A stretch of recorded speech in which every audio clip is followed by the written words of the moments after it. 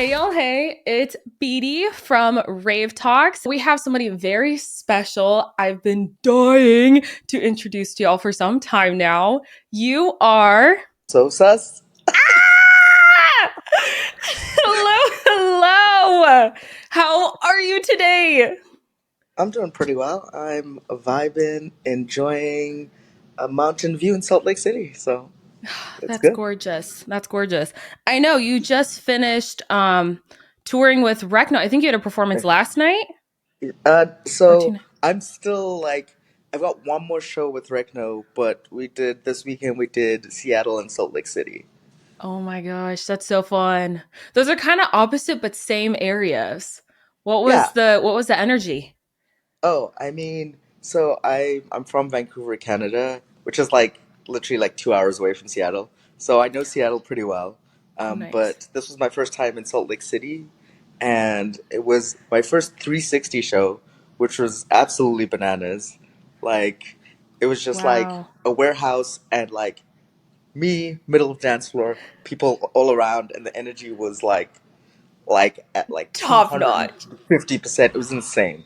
It was Oh insane. my gosh. That sounds insane. That sounds like a such a crazy fun experience. We just came back from Skyline Music Festival this past weekend and it was just all like techno and house. So it was crazy insane, but to have that full 360 where the energy is literally surrounding you, like I can't even imagine that feeling. Yeah, That'd be insane. I low key want every set I play now to be a 360 one. It's just Boiler room vibes.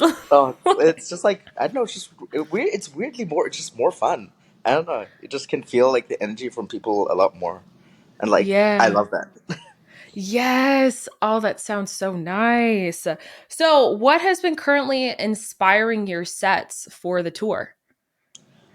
I think I think I've just been basically really interested in just making I've been making music that I just think is like fun and like I guess I've become in a more like I'm in a healthy like mental place.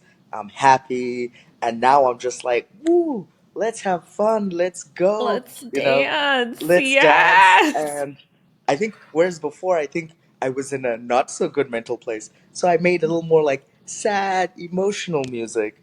But like I'm just like in such a good place. I just want to. It's like almost like celebration vibes for me, and like that's kind of.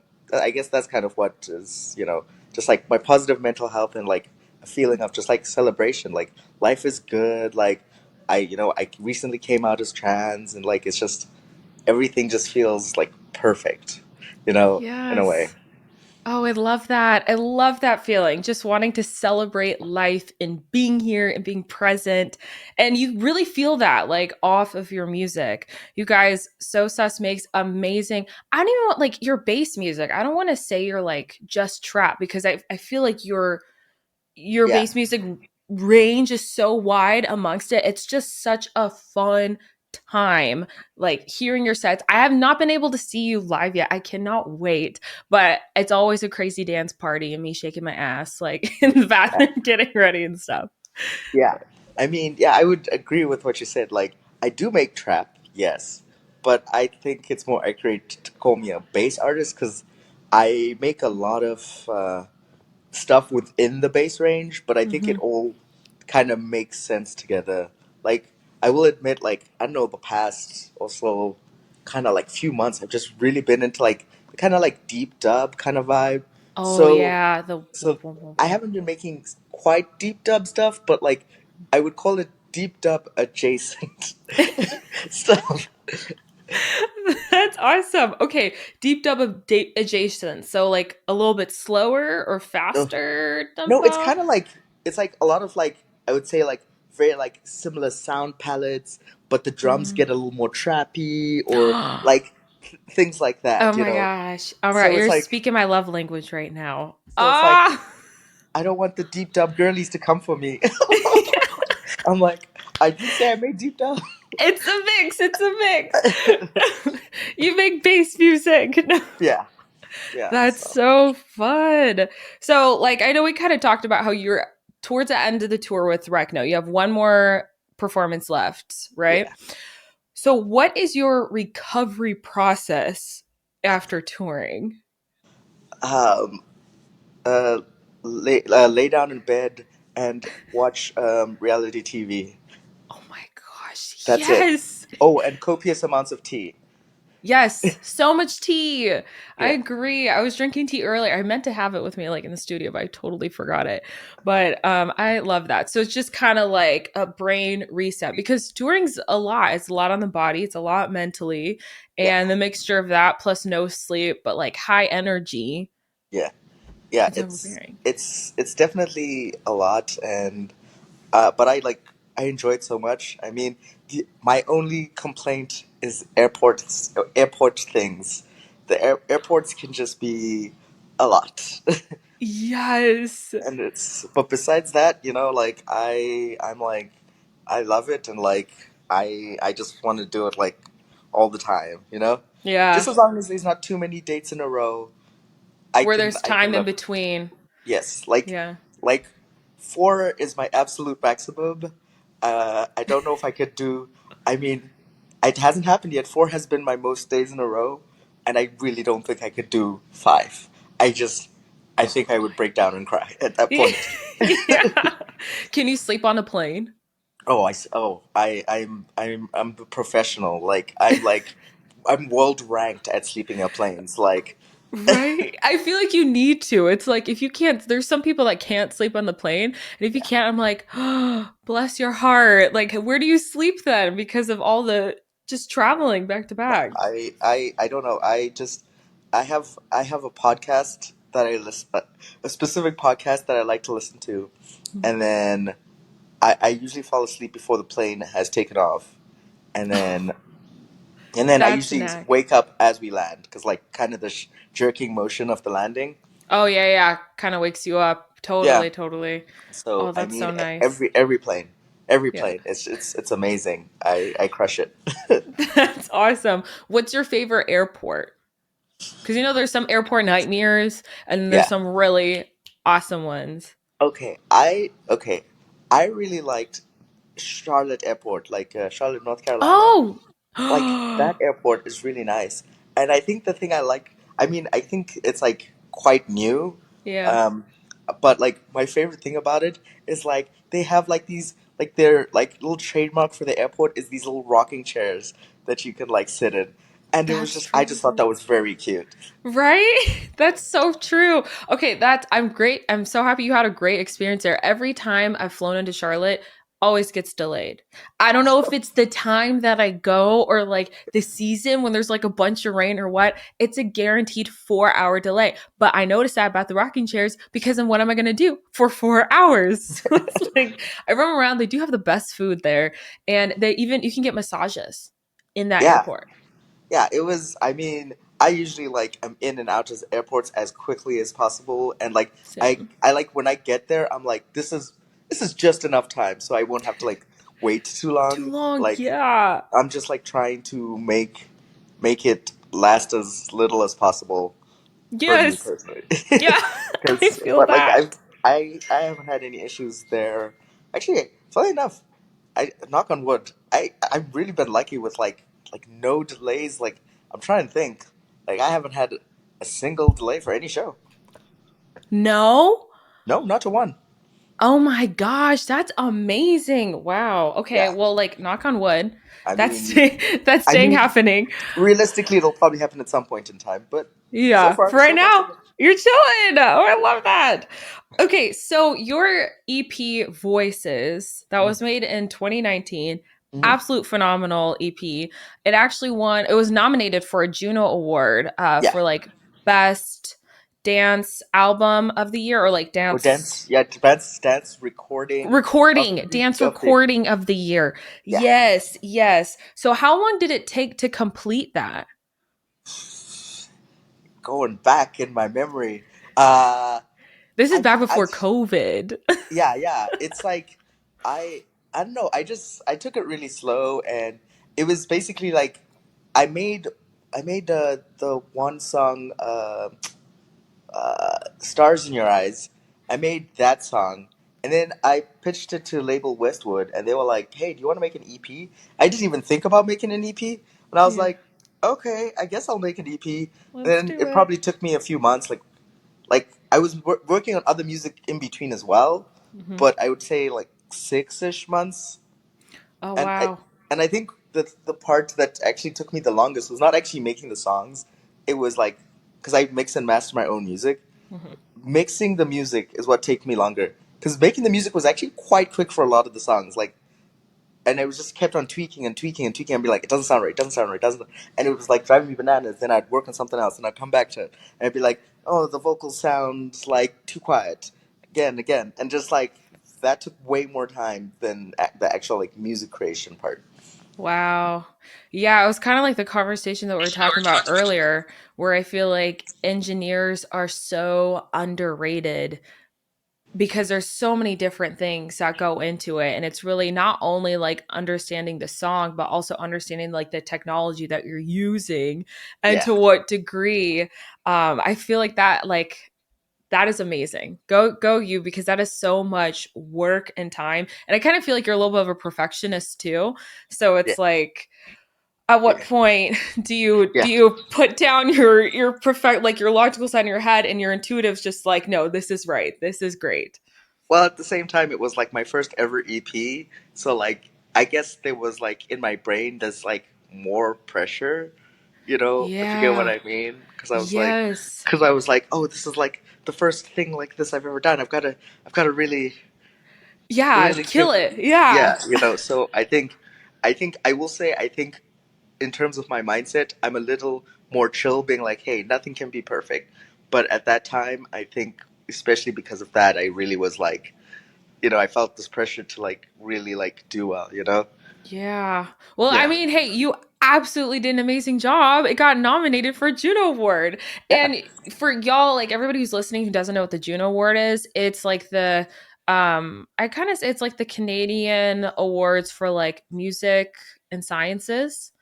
yeah, So, yeah. It's like if the Grammys were Canadian, they would. It's like the Junos, yes, essentially. that's what I It's was thinking. It's like yeah, that's huge. yeah. But it was crazy because like I was like, I'm a pretty small artist. I don't know why I've been nominated because I was in the category with like Rez, Felix Cartel. Who else was it? Uh, what's that guy? Frank. I can't remember the dude's name.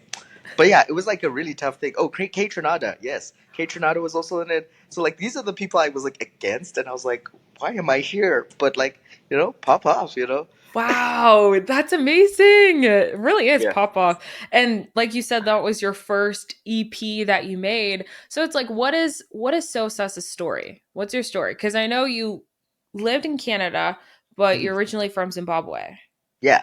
Yes. So yeah, I'm originally from Zimbabwe, and then when I was about 10, I moved to South Africa.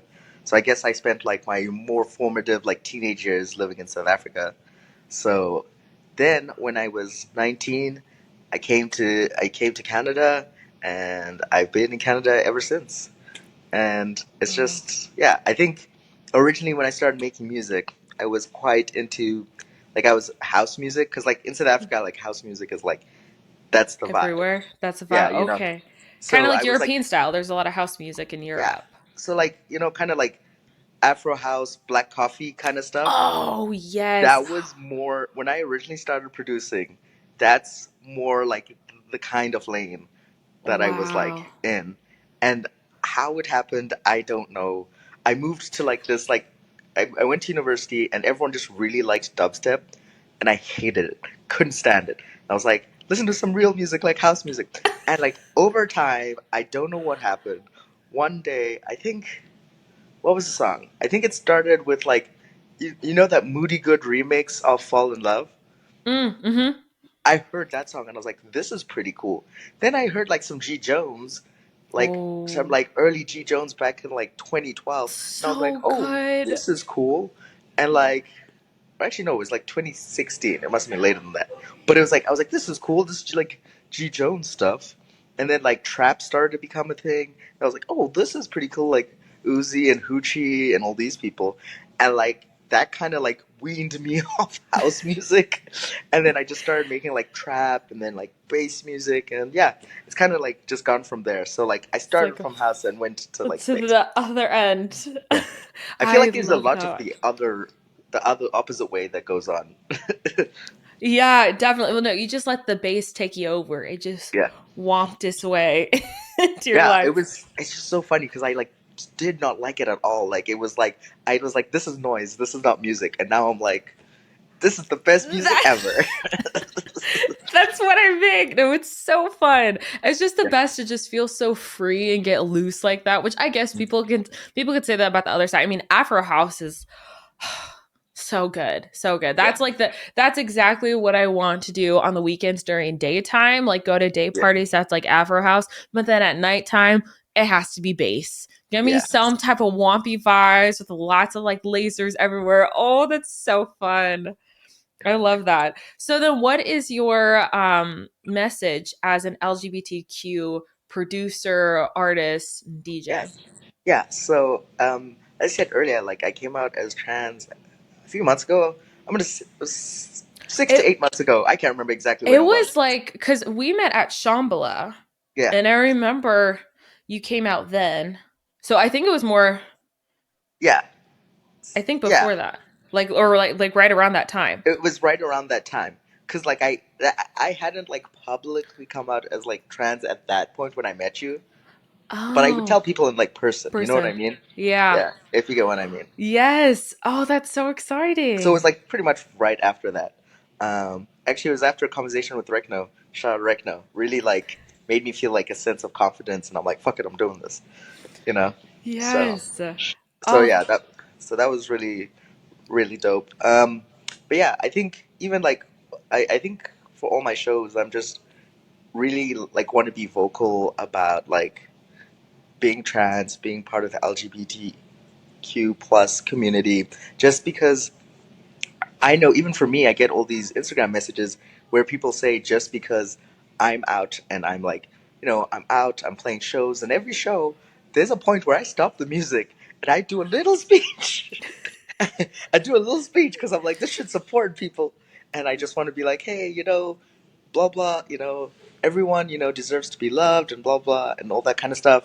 And, just and then I go dance in the crowd for a little bit because, I'm just like, hey, let's be together, and also I want to feel your energy and I love you and all that. And it's just like people I get so many messages of people being saying how it's encouraging for them. Like some people have come out because of me, which is crazy to me, but like they feel more comfortable. And I guess it makes sense because I felt more comfortable coming out. Just like Rick knows, like non-binary, which is like it's not the same, but it was enough for me to make me feel comfortable, if you Mhm. know what I mean. So like I want to like pass that kind of thing on. So I'm like, this is important, and it's I think it's a core part of who I am, and especially I think there's a lot of like kind of very like anti like trans and anti gay stuff going on and like all over the world, and I really like want to be like, like I know it can be hard, it can be sad, it can be tough, but like at the end of the day, we're all people, we all deserve to be loved, and we all deserve to live the lives that we want to live. Mhm. Yeah. I completely agree with that, and I love everything that you said because it's so true. It's like we all have the right and should be always able to feel loved and accepted and included for us to express ourselves, however that may be. Like, there should Mm. never be any judgment for that. And it's really nice that you create such a safe space, not only a safe space within like where you perform and people can feel connected, but extended to the point where people are messaging you. Like, it's exactly what you said with Recno. It's such a beautiful thing whenever people see, okay, like there's this person totally living their life and thriving and being in who they are truly are. And I want to be that too. It's like that little that confidence booster that you said can really just go a long way and expand to all parts of life, like more so than just in work, but like in family, friends, everything. And it's such a beautiful thing. It brings me so much joy, and Yeah. we can't thank you enough too for all that you're doing. Yeah, it really like means I mean for me it's like I'm happy. I'm just like live my truth. I'm being who I want to be. It's great. And then like for that added extra that it's helping other people, I'm like, well, honestly, I didn't think about this at all. It was like, but it's like great that this is happening, and I'm so stoked. And it's like really lovely to just like talk to people, and like there's a few people who are like have like it's like well, if you have any questions, I'm happy to answer questions. Like I'm very like open and very happy to talk to like anyone really. Yes, yes. And that's so true. I totally believe whenever you're fully living your truth and living your life like that, like only good prevails, only good comes. And it is that little extra bit that's like, oh, that makes me like cry. I get chills whenever I think about that. How it just like emotes that confidence to other people because I'm somebody who personally um have friends that haven't felt comfortable yet fully expressing who they are, and it's really hard because it's like, you can be there and create that safe space with your own energy, but that's not all the other energies that's around them. And it's like, you can't always help that. All you can be is just be that comforting, supportive pillar like in their lives.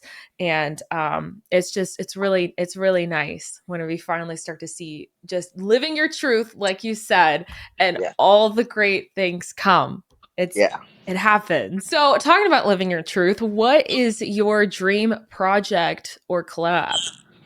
I feel like at this point I'm more interested in working with like people that like I Mhm. have a genuine like connection with. I mean, I find that as I produce more and collab with people, there's people who I think are talented and stuff, but like I like when I'm like, we're friends, and I'm like, let's just make something, and it doesn't even matter what it is. And like sometimes it's a song that never comes out, but like I don't know, there's something about like an actual like human to human friend connection. So I would Connection. say my Yes. dream project, yes, here we go. My dream project would to be me and all my friends could like go somewhere, like I don't know, to some like cabin somewhere for like I guess like a couple of weeks and do like a little writing camp, and then like do an album together. That would be it. That's the vibe. I love that. I can't believe you said the whole human connection thing because that's actually something that really resonates with me and the RaveTalks team. Every person that's a part of the team, I fully believe in that, having that like actual human, like genuine connection, and then doing a project together because art is human emotion. Like that is what art is. So whenever you have that like added connection to it, it's like the world is your oyster and what you can create. And that's like perfect examples whenever we first met at Shambhala, and I remember like our conversation, it just really resonated with me. And like that's actually one of the things. First of all, I remember you telling me about how amazing Shambhala is, like hands down. Oh, 10 out And of 10. completely agree. But on top of that, like your conversation, like our conversation was one of the highlights for me at that festival because I Oh, was just like, the energy that you emote, like as a human being, has so much confidence and love. And it's just like, I'm here, bitch. Like that type of mentality. I loved it so much. I was like, yes, I want to dance with you. Like, yeah. and then it was really fun. And so that feeling that you're talking about, like having that genuine friendship and then Mhm. doing something together, it's great things, I swear, come from it. Oh, yeah, 100%. Yeah. So, okay, how long have you been DJing for? I guess uh, the first time I DJ'd was in 2012, although I kind of didn't know what I was doing. Um, like, I don't know, my one friend knew I was into like electronic music, I guess, Mhm. and then thought that I could DJ, and I was like, and then he like put me as like the DJ for this event, and I was like, bro, I don't know how to DJ though, and he's like, but you like all this music, and I was like, yeah, but that doesn't mean I know how to DJ. So then it was weird because like then these posters were printed up, and then I remembered Wait, but that you did not know how to DJ. I didn't know how to DJ. Like, have you ever used a mixer at that point? No, Anything? Oh no. So then my I god. so then everyone kept on being like, "Oh, we're so excited to see you set." So then I started to feel like social pressure to just go ahead with it, and I'm like, "Well, if it sucks, it sucks. It's not my fault that like he put me on this like lineup to DJ." So then, so then I DJ'd, and it was like I it was not good. It was terrible. You were just thrown into the wolves. Yeah, Like, it was not good. It was very bad. I didn't know what I was oh, doing. I tried my best. Uh, it didn't go well. it's the Um, effort that counts, but it didn't scare you away because you're still. I mean, I never wanted to DJ after that again because I thought we're done, we're done. But what happened is I threw an event and I had a DJ, right? It was, and I was like, okay, perfect. Then this guy, I don't know what happened, but this guy couldn't come. So then I'm trying to phone every like DJ person I know in town, and everyone's like busy or they're out of town or somebody had a thing, and then my friend was like, "Hey, you DJ'd that one time. Why not DJ again?" So like this is like the day of like this show. I'm like, damn, I got to DJ again. And I'm like, well, it's either I DJ or I don't know. So I just did it, and for some reason, the second time it just went well. It just went really well, and I don't know why or how, but I was like, I somehow like I'm like, I magically figured things out or something. I don't know, but it went really well. And then after that, I was like, this is pretty cool. Yes. You're like, okay, I think I want to do this with my life. Yeah, yeah, and then that's kind of like, yeah, that's where it started, and I've just never really stopped. Yes. Oh, wow. That's so crazy. I've never heard that before. Why did you DJ? I just listened to the music. Yeah, it was super weird. I don't even know, and I don't know. You just I know I just felt like pressured. Everyone was just like so excited, and I was like, I felt like I didn't want to Point disappoint. people. I get that feeling. Gosh, so then you last minute try to do something. I mean, like, did you give yourself a little crash course before? Yeah, I mean, I was trying to like read up, like there was like I remember like DJ Tech forums was helpful for me, and like I was just trying to read, and I was like, I don't understand any of this. I don't know what's Oh my going on here, and gosh. I tried my best.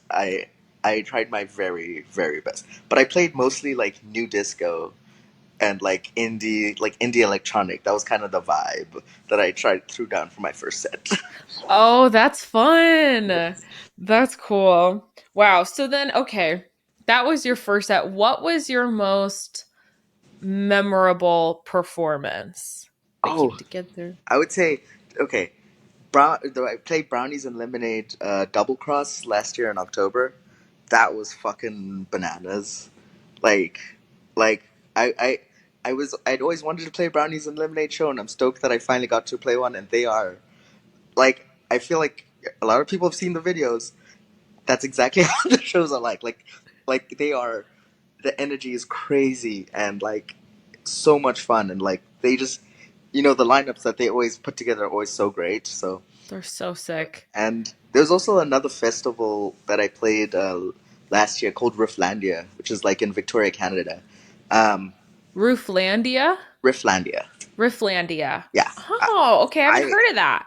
yeah, I had never gone to it before. I just got booked and I was like, sure, I'll just go to this festival. And it was wild. It was like, okay, I think the thing is, it's a kind of more of a multi-genre festival. Like Mel Hmm. C from the Spice Girls played, Paris Hilton played, Diplo played, Iggy Oh Pop my played. Like gosh. the lineup was wild, right? That's But a stacked lineup of yeah, just like yeah, everywhere. yeah.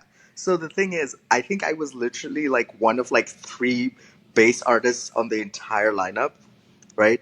So although there was like some house people and stuff like that, like there was only three bass acts and they were all playing on different days, right? So the thing is, I think people there really like bass music. And Yeah. on the day I played, I was literally the only bass music for the whole day. So like people went mad. Like that is definitely like it was like crazy, crazy, crazy, crazy.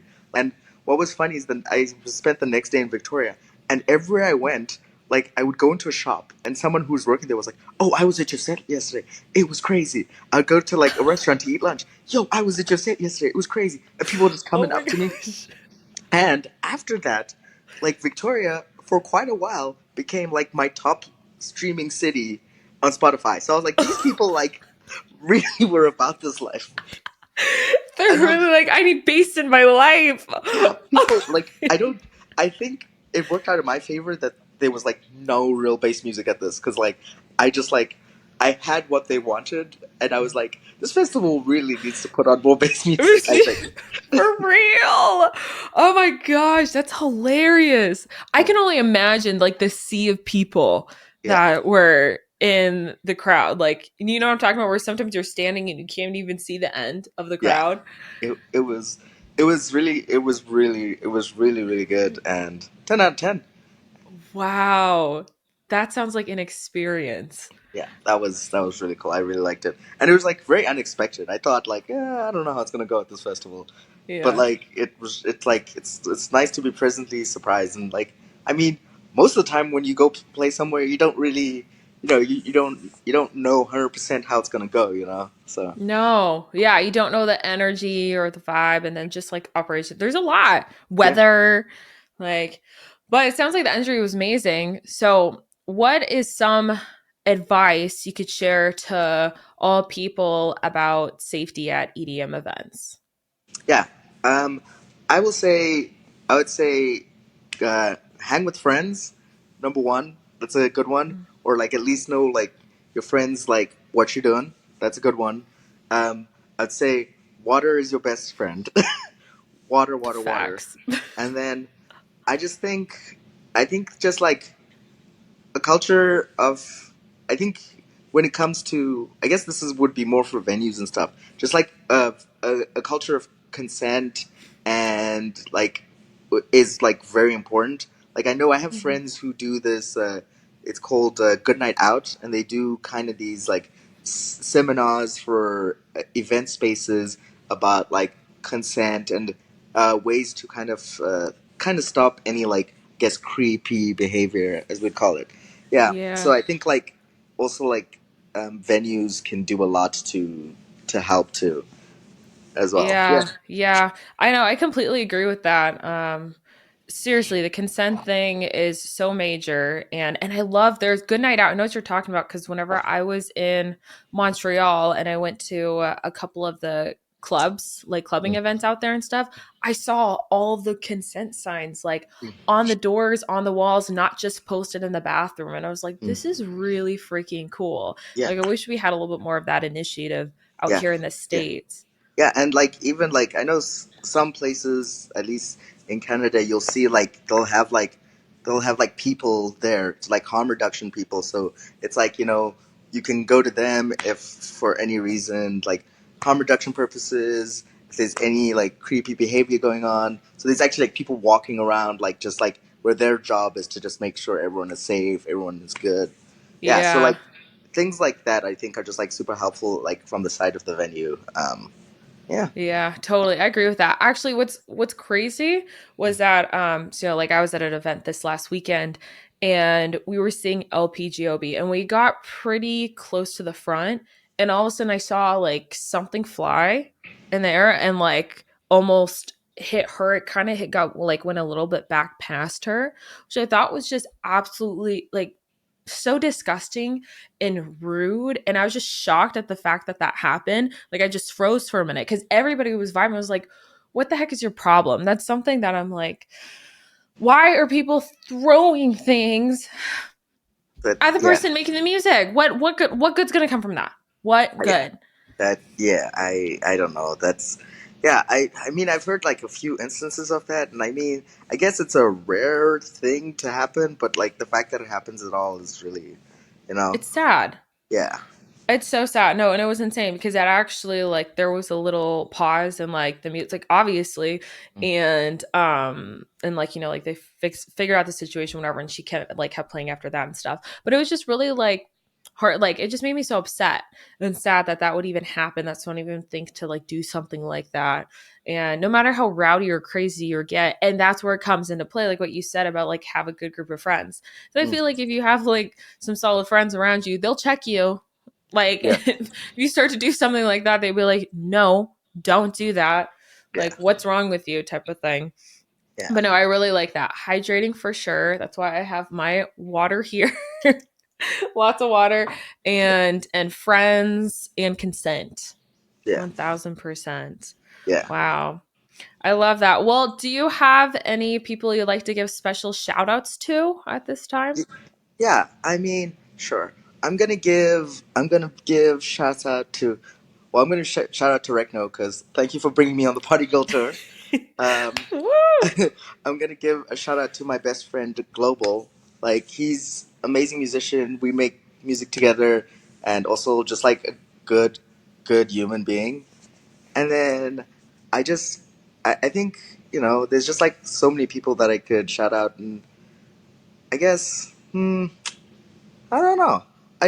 I'll shout out my partner for being very supportive for me in the fact that I've chosen to be a musician for a career and as well as in pretty much every aspect of my life. It's not easy to like have me go away all the time and just be home alone. So that means a lot and she's like Yeah. 300% supportive and like is so happy to see me living out my dreams. So I big shout out. love that. Yay. And you'll be home with your partner soon, binging reality Yes. TV. Okay, Oh, I have 100%. to ask, what's your favorite? Okay, right now, season 6 of Love is Blind is amazing.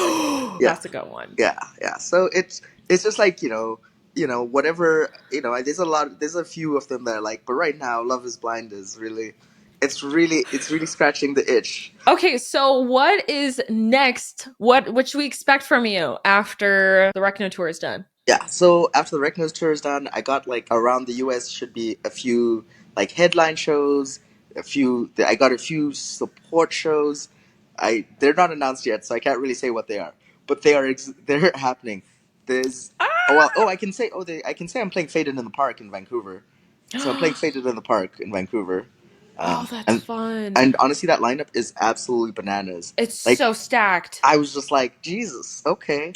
So it's gonna I be a good time. know. So it's gonna be a good time. And then there's some other festivals that haven't been announced. It's a lot of not announced stuff, but I got a lot of music. Like, last year I didn't release too much music. I think it was dealing with more personal stuff, so that was kind of why. But this year I have so much music dropping on a bunch of labels. Like when it gets announced, it gets announced. But Well, yeah, you just came out with the single Mixed mixed emotions. Emotions. Yeah. So yeah. Oh Love yeah. that. I just came out with mixed emotions, which is kind of a song about me coming out as like trans. It was kind of like a song that I wrote when I was like scared to come out of as trans. So that's why I was like the lyrics are like I've got mixed feelings. I've got these old things, just like kind of repeated, but like zhuzh it up a bit. But like that was kind of like how I felt because I felt like this feeling of like fear, but also I'd be like, I'll be so relieved, like excitement, but like it was just like so much stuff and like almost like my head is spinning and like I wanted to like throw up, because I'm just like Yeah. so much. But like once I came out, it was like I actually when I started it, I hadn't come out. When I finished it, I had come out. So it was like it works out. Wow. And it's literally called Mixed Emotion. So it literally catered to both. And it's Yeah, that's an insane feeling having what you want in your hopes and your fears. yeah, Like I I yeah, can relate to having like what I want and a hope and a fear type of thing. And yeah, I think mixed emotions greatly sums that up because yeah. that's literally what it is. So that song is absolutely amazing. I think I've probably listened to it now like 20 times in my car, like blasted almost all the way up. It's great. It's a great song. And Yeah. if you guys have not checked it out yet, make sure to listen to Mixed Emotions. I know I listen to it on Apple Music, but I'm assuming it's also on Spotify, It's on stuff like that. everything that music is available on. Ah, we love that. So, Yeah, well, thank you so much, Sosas, for coming on here today and talking with us and getting to know more of you and your story. And we honestly cannot wait to see more of you this year. I mean, you're just killing it. And it's been so inspiring and motivating just to like see you grow and see your music continue to grow because it's absolutely amazing. You are absolutely amazing. And we cannot thank you enough. oh, thank you so much. Thank you for having me. Had a great time.